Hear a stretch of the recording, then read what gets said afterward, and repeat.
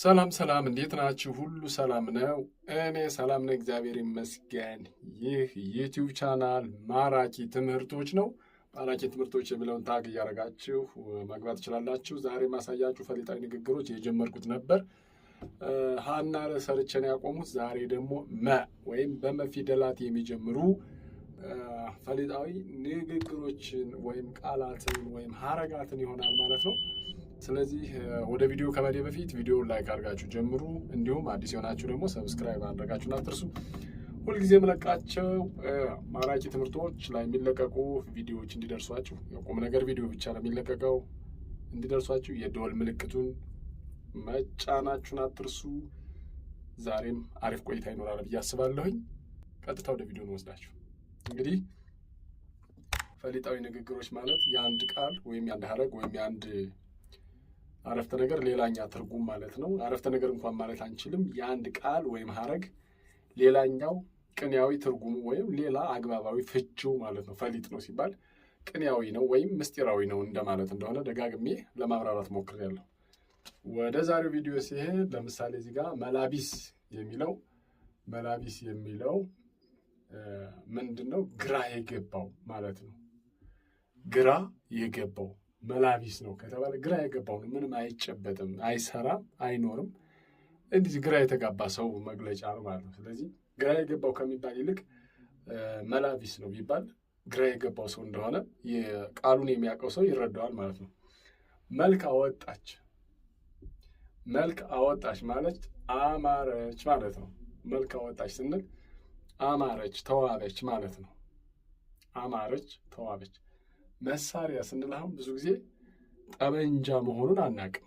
መሳሪያ ስንል የእርሻ መሳሪያ አለ፣ የጦር መሳሪያ አለ፣ የህንፃ መሳሪያ አለ፣ ብዙ መሳሪያዎች አሉ። ግን መሳሪያ የሚለው ቅኔያዊ ወይም አውዳዊ ፍቺው ወይም ደግሞ ፈሊጣዊ ንግግሩ ጠመንጃ፣ ተተኳሽ ነው።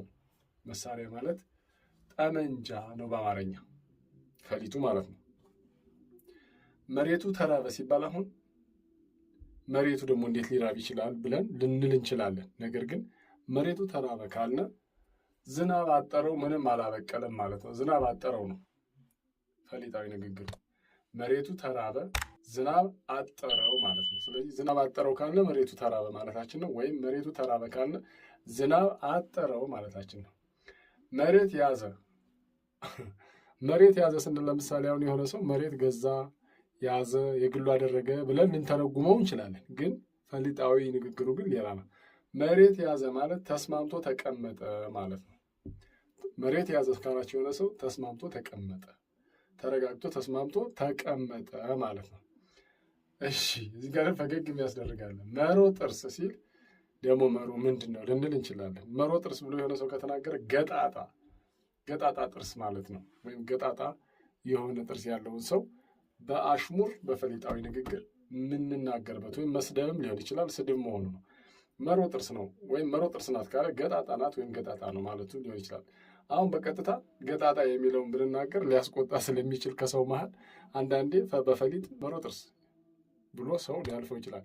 የሚገባው ገጣጣ ማለቱ ነው እንዴ ብሎ ይረዳዋል ማለት ነው። መቀስ አፍ አሁን ብዙ ጊዜ መቀስ አፍ ስንል መቀስ ቆራጭ ነው። እንግዲህ ቆራጭ ነው፣ ቶሎ ቶሎ ነገር የሚቆርጥ ልንል እንችላለን። ግን ለፍላፊ ማለት ነው። መቀስ አፍ ስንል ለፍላፊ የሚለው አውዳዊ ፍቹ ወይም ደግሞ ፈሊጣዊ ንግግሩ ነው። ፈሊጣዊ ንግግሮች ላይ የምንጠቀመው ቃል ነው። እሺ፣ መሬት ጨሰች ስንል ደግሞ መሬት ምን ሊጨስ ይችላል? መሬት ጨሰች ማለት ጠቡ ተጠናከረ ማለት ነው። ጠቡ ተጠናከረ ማለት ነው። መሬት ጨሰች ካለ መሬት ነዳ የለም የሚጨሰው። ጸብ ነበር፣ ያ ጠብ ምን ሆነ? ተጠናክሮ ቀጠለ፣ ረብሻ አለ ማለት ነው። ስለዚህ መሬት ተጠናከረች፣ መሬት ጨሰች ምንለው በዚህ ነው። ጠቡ ተጠናከረ ማለት ነው።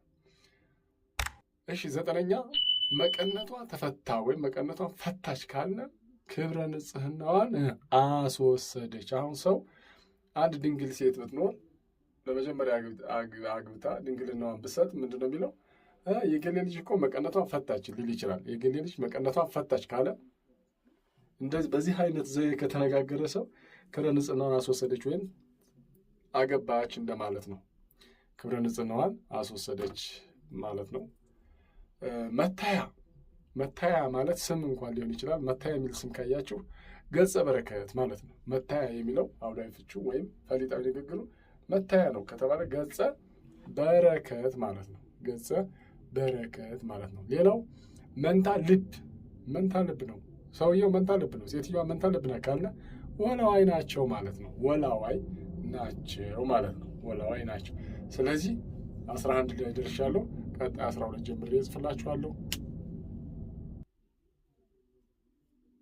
እሺ፣ መናፈሻ ፈሊጣዊ ንግግሩ ወይም ቃሉ መዝናኛ ማለት ነው። መዝናኛ። መንገድ ተዘጋ ተከለከለ ማለት ነው። መንገድ ተዘጋ ከተባለ ተከለከለ። መከራውን በላ ካልን ተሰቃየ፣ አሳሩን አየ፣ ችግር ገጠመው ማለት ነው። ተሰቃየ፣ መከራ በላ፣ ተሰቃየ ማለት ነው። መከራውን በላ ስንል ተሰቃየ፣ ችግር ደረሰበት፣ ስቃይ ደረሰበት፣ ከባድ ፈተና ደረሰበት የሚለውን ፈሊጥ ይይዛል። መንገድ አሳበረ። አሁን ተመልከቱ፣ አንድ ሰው እንዲህ እየሄደ የነበረውን እንዲህ ካለ መንገድ አሳበረ ማለት አቋረጠ ማለት ነው። አቋረጠ ብለን እንገልጸዋለን። ለምሳሌ በዚህ አድርጎ እንዲህ መሄድ የሚችለው በዚህ ከሄደ አቋርጧል፣ አቋራጭ ተጠቅሟል። ስለዚህ መንገድ አሳበረ ማለት አቋረጠ ማለት ነው። መንገድ አሳበረ ማለት አቋረጠ ማለት ነው። መጋዞ ማለት የሚከራይ መሬት። መጋዞ ማለት የቦዘነ ሊከራይ የሚችል መሬት ወይም የሚከራይ መሬት መጋዞ ይባላል። መጋዞ። መጽሐፉን ዘጋ ስንል ምን ማለት ነው? መጽሐፉን ዘጋ ስንል በቃ ማለ ማለት ነው። መጽሐፉን ዘጋ ማለ ማለት ነው። መሐላ ማለ። መጽሐፉን ዘጋ መሐላ ማለ ወይም ማለ ማለት ነው። ማለ ማለት ነው። እሺ፣ ሙክት ቀለጠ ማለት በጣም ስብ በዛበት ማለት ነው። ስለዚህ ምን ሆነ ማለት ነው? ጮማ ሆነ ማለት ነው። ጮማ ሆነ ማለት ነው። ጮማ ሆነ። አስመለሰ ስንል የሚመለስ ነገር ሊመስልን ይችላል፣ ወይም የሄደ ነገር አስመለሰ ልንል እንችላል። አስታወከ የሚለውን አስመለሰ ብለው ይገልጹታል። በአማርኛ ፈሊጥ ማለት ነው። በአማርኛ ፈሊጥ አስታወከ ማለት አስመለሰ ማለት ነው።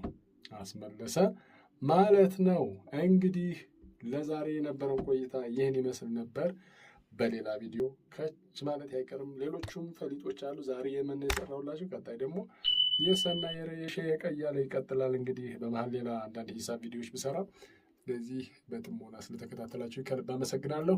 ደግሜ የምነግራችሁ የደወል ምልክቱን ፕሊስ ተጫኑና መለቃችሁ ቪዲዮዎች ሲደርሷችሁ በደንብ እዩ። የትኛውን ቦታ ላይ ሆናችሁ አማርኛ፣ እንግሊዝኛና ሌሎችን ቋንቋዎች በቀላሉ መማር ትችላላችሁ፣ ሂሳብ ጭምር።